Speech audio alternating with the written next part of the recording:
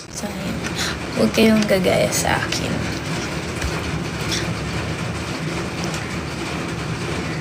LU? No.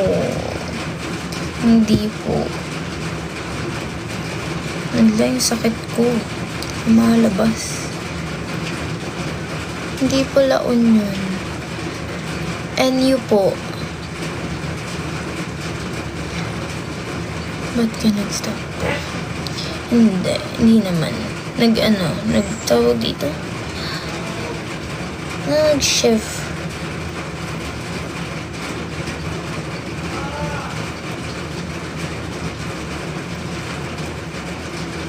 Sa classmate mo before.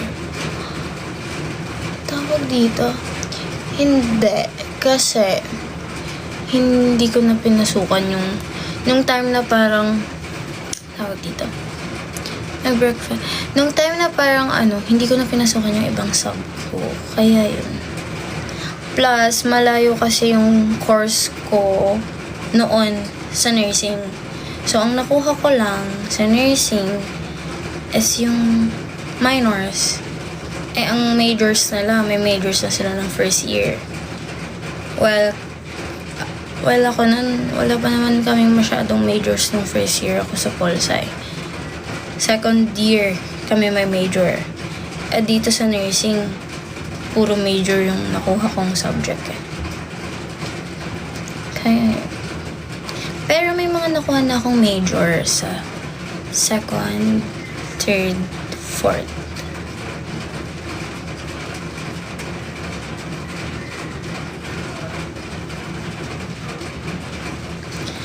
Oh my God! So, tapos na yung isang klase ko. Kasi nag-chat yung classmate ko. Wait lang.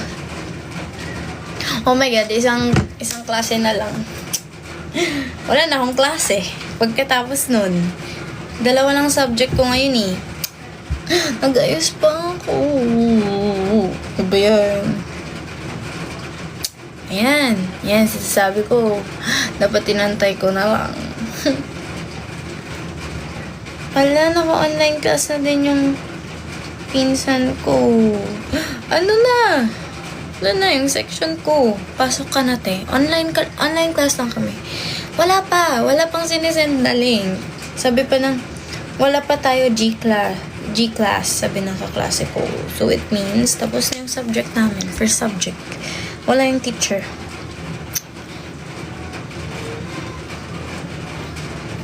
Ang tagal naman.